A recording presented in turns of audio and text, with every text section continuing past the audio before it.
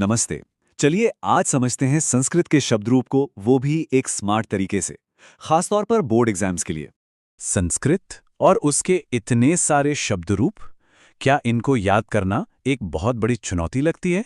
हाँ, ये एक बहुत ही कॉमन प्रॉब्लम है। पर क्या हो अगर रटने के अलावा एक स्मार्ट तरीका भी हो? हाँ, मुझे पता है। शब्दरूप की इतनी सारी टेबल्स देखकर घबराहट होना बिल्कुल स्वाभाविक है। इतने सारे रूप, इतने सारे नियम, लगता है कि ये सब याद कैसे रहेगा, है ना? और असली चुनौती तो यही है। बालक, लता, मुनि, नदी, इन जैसे शब्दों के लिए पूरी की पूरी टेबल याद करना, ये एक बहुत बड़ा काम लगता है, खासकर तब जब एग्जाम्स बिल्कुल सर पर हों। तो चलिए अब इस डर को हमेशा के लिए दूर करते हैं। हमारा मकसद रटना बिल्कुल नहीं है, बल्कि शब्द रूप के पीछे का जो लॉजिक है ना, उसे समझना है। देखिए, इसका सीक्रेट रटना है ही नहीं, इसका सीक्रेट है सिस्टम को समझना। संस्कृत ग्रामर असल में नियमों और पैटर्न पर बना एक लॉजिकल सिस्टम है। ये एक पजल जैसा है। अगर आपने इसका पैटर्न पकड़ लिया तो समझ लीजिए आधी मुश्किल तो वहीं हल हो गई। तो सबसे पहले एक सिंपल सा काम करते हैं। शब्दों को उनके आखिरी अक्षर के हिसाब से दो हिस्सों में बांटते हैं। एक होते हैं स्वरांत, मतलब जिनका अंत किसी स्वर से होता है, जैसे बालक, लता। और दूसरे होते हैं व्यंजनांत, जिनका अंत किसी व्यंजन से होता है, जैसे जगत। स्मार्ट तरीके से सीखने का ये हमारा पहला कदम है। ओके, अब हम बात करेंगे उस मास्टर फॉर्मूला की। एक ऐसी चाबी जो शब्द रूप के सारे ताले खोल देती है।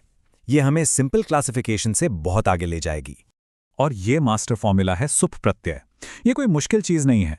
बस ये समझिए कि ये वो 21 जादुई सफिक्सेस हैं जो किसी भी असली शब्द के आखिर में जुड़कर उसके सारे अलग अलग रूप बना देते हैं।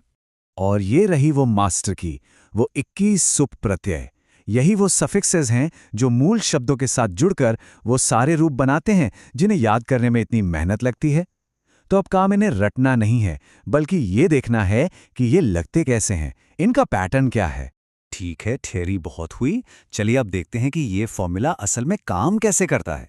और इसके लिए हम एक बहुत ही ज़रूरी एग्जाम्पल लेंगे जो एग्जाम में अक्सर आता है। ये है बालक शब्द की पूरी टेबल। ये एक आकारांत पुल्लिंग शब्द है। और मैं बता दूं, अगर आपने इसको अच्छे से समझ लिया तो समझो वृक्ष, छात्र, नर जैसे कई दूसरे शब्दों के रूप अपने आप आसान हो जाएंगे, क्योंकि पैटर्न सेम रहता है। ओके, अब एक मैजिक ट्रिक के लिए तैयार हो जाइए। मैं आपको एक ऐसी चीज बताने वाला हूं जिससे आपका बहुत सारा रटने का टाइम बचने वाला है। बस जरा ध्यान से देखिएगा। ये देखिए फल शब्द की टेबल। अब जादू ये है कि तृतीया से लेकर सप्तमी विभक्ति तक इसके सारे के सारे रूप बिल्कुल बालक जैसे ही हैं, कोई फर्क नहीं।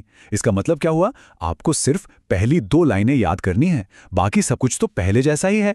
कमाल है ना? तो अब हम बात करेंगे सबसे जरूरी चीज की, वो कॉमन पैटर्न जो लगभग हर शब्द रूप में बार बार आते हैं। सच कहूं तो यही असली शॉर्टकट है। तो इन पैटर्न्स को दिमाग में बिठा लीजिए। ये भ्याम, योहो, भ्यः, ये प्रत्यय आपको बार बार दिखेंगे। अगर आपने इन्हें पहचानना सीख लिया तो कोई ऐसा शब्द भी आ जाए जो आपने नहीं पढ़ा, तो भी आप उसका रूप आसानी से बना पाएंगे। यही आपकी असली सुपर पावर है। चलिए अब ये भी देख लेते हैं कि ये सारा ज्ञान, ये सारी ट्रिक्स असल में एग्जाम के सवालों को हल करने में कैसे काम आती हैं। तो हम एक टिपिकल सवाल उठाते हैं, ऐसा सवाल जो अक्सर एग्जाम में पूछा जाता है, ताकि हम देख सकें कि ये तरीका असल में काम कैसे करता है। तो सवाल है एक खाली जगह को भरने का। हमें बालिका शब्द का तृतीया विभक्ति बहुवचन रूप यहां भरना है।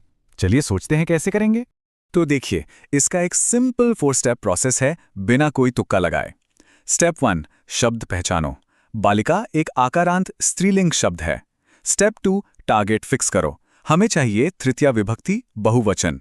स्टेप 3, पैटर्न याद करो। हमें पता है कि इस फॉर्म के लिए सफिक्स भी लगता है। और स्टेप 4, जवाब बनाओ। बालिका प्लस भी बन गया बालिका भी। देखा कितना आसान है। और ये रहा हमारा सही जवाब, बिल्कुल साफ और सटीक। इस प्रोसेस को यूज करके आप किसी भी सवाल को पूरे कॉन्फिडेंस के साथ हल कर सकते हैं। तो अब बताइए, शब्द रूप क्या सच में एक मुश्किल चैप्टर है या सिर्फ पैटर्न का एक मजेदार खेल? बस एक बात याद रखिए, रटना बंद और पैटर्न पहचानना शुरू। संस्कृत ग्रामर एक पहेली की तरह है और अब इसे हल करने की चाबी आपके पास है।